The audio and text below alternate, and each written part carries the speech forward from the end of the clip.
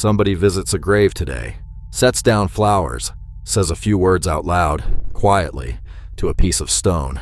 Nobody around them thinks that's strange. It's one of the most ordinary things a person can do. But stop and actually look at it for a second. Talking to someone who can't hear you, leaving something behind for someone who can't use it. That small, everyday gesture is carrying an assumption most people never examine, that some part of the person is still there to receive it. People do a version of this for a lost pet too. A note left at a roadside memorial for a stranger they never met. None of it is treated as unusual, because underneath the specific ritual, the same quiet assumption keeps showing up, that gone isn't quite the same thing as gone completely. That assumption isn't new. It isn't even close to new. At Qafzeh Cave near Nazareth, in what's now Israel, archaeologists found the remains of at least 15 people, buried somewhere between 90 and 100,000 years ago. They were placed deliberately, curled into resting positions, with dozens of pieces of red ochre scattered near the bones. In one particularly striking case, a child's body had deer antlers laid carefully across the pelvis. Antlers served no practical purpose buried underground with the child.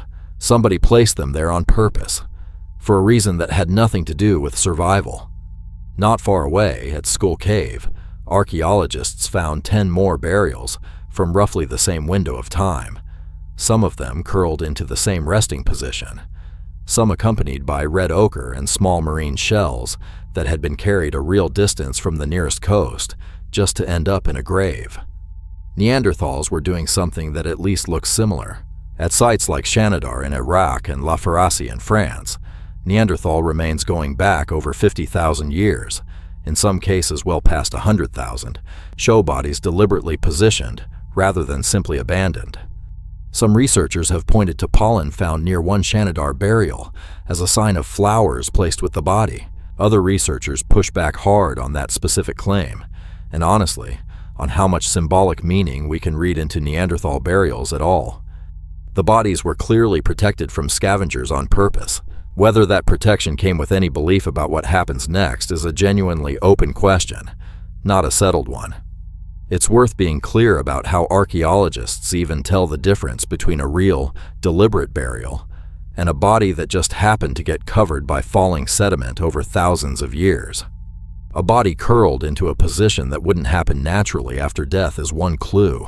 A pit clearly dug on purpose, rather than a natural depression the body settled into, is another. Objects positioned in a way that couldn't have fallen in by accident, like antlers laid neatly across a specific body part, count for a lot more than a stray tool mixed into the dirt. None of this is guesswork based on a hunch. It's a real, ongoing methodological argument, which is exactly why Neanderthal burials keep getting debated, while a site like Qafzeh gets treated as far more settled. With early Homo sapiens, further along in time, the evidence gets a lot harder to wave away. At a site called Sungir in Russia, roughly 24,000 years old, 2 children were buried head-to-head, covered in red ochre, wearing an almost unbelievable amount of ivory jewelry. More than 13,000 carefully carved beads, the kind of work that would have taken something like 10,000 hours to produce. 10,000 hours spent making objects that would then be buried in the ground and never worn again by anyone living. Spears made from straightened mammoth tusk, an enormous amount of skilled labor in their own right, were laid in alongside them. At Dolní Věstonice, in what's now the Czech Republic, one woman, unusually old for her time at somewhere between 36 and 45, was buried beneath a pair of enormous mammoth shoulder blades, positioned like a protective shield over her body, with red ochre worked into the fill of the grave itself. Across many of these Upper Paleolithic burial sites, animal bones and what looks like deliberate food offerings turn up in the grave fill too, alongside the ochre and the ornaments, the kind of thing you'd only leave behind if some part of you expected the meal to actually matter to somebody. None of that makes sense if you think the people doing it saw death as simply the end, full stop, nothing left to protect or equip or send off. Spears, jewelry, antlers, shells carried from a distant coast, red ochre packed into the grave alongside the body. Somebody believed the dead still needed these things, or at least believed the dead deserved them. the way you'd equip a person for a journey rather than just discard them. So why? What was actually going on in the minds of people doing this? Tens of thousands of years before anyone wrote anything down. Researchers studying this don't agree on one clean answer, and it's worth being honest about that instead of picking whichever theory sounds best and presenting it as settled fact.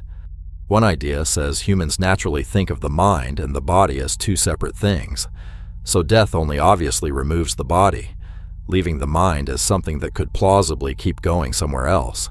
For years, this idea, called intuitive dualism, was treated as close to a universal default setting in the human brain. More recent cross-cultural research has actually pushed back on that. Large studies testing this across many different cultures found that people's gut reaction to a person's death often leans the other way, assuming the mind ends along with the body, not the reverse. Believing a person's mind survives death might be something cultures have to actively teach and reinforce, rather than something every human brain assumes automatically, from birth, with no cultural input at all. A second idea points to something more basic: how the human brain handles ambiguous signals of danger.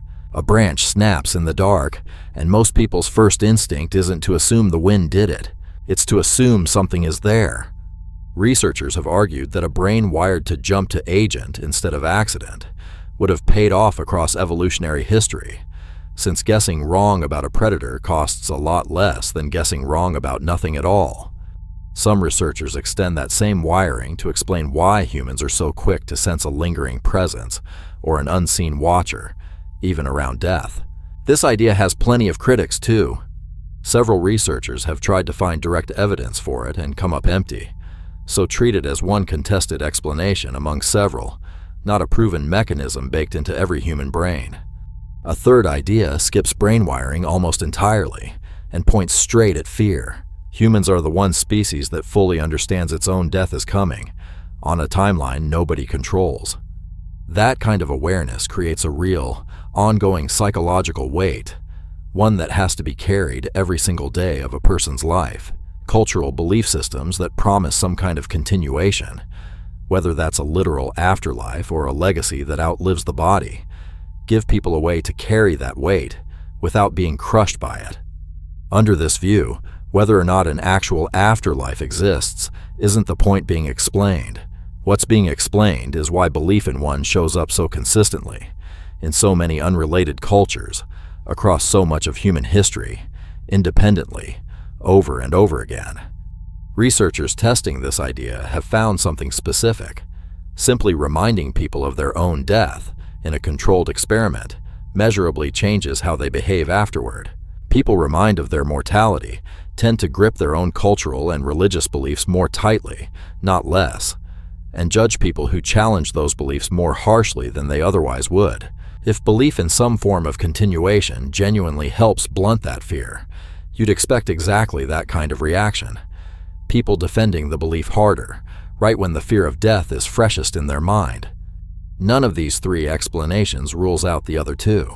A brain that treats mind and body as separable, wired to sense agency in ambiguous moments, carrying the full psychological weight of knowing it will die, could easily produce exactly what we see in the archaeological record: careful burials, grave goods, red-ochre, 10,000 hours of beadwork buried in the ground on purpose, deer antlers laid across a child who would never need them again. The specific shape of the belief clearly isn't universal, even if the underlying impulse might be.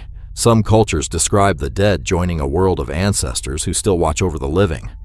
Some describe reincarnation, one life feeding directly into the next. Some describe a heaven, a hell, a place of judgment. Some describe the dead becoming part of something larger and less personal: the land, the stars, the next season's crop. Those specific stories are clearly learned, passed down, argued over, and reshaped generation to generation, which is exactly what you'd expect from something cultural rather than hardwired. What doesn't seem to change nearly as much is the refusal underneath all of them, the resistance to treating a death as simply nothing, an ending with absolutely nothing on the other side of it. What's genuinely remarkable isn't any single explanation, it's how far back the pattern goes, and how little it's actually changed. A person 24,000 years ago spent 10,000 hours making beads for 2 children who would never wear them again in any way the living could see.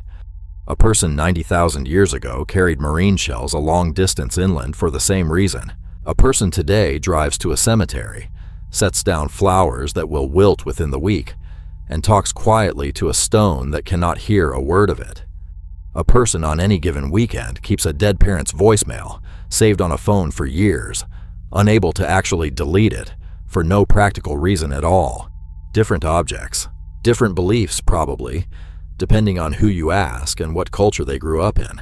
But underneath all of it sits the same very old, very human refusal to treat death as a clean, total stop. Something in people keeps hedging against the idea that a person is simply gone, and has been hedging against it for at least 90,000 years. More of these are coming, on the small, human questions history books usually skip. Subscribe so the next one finds you.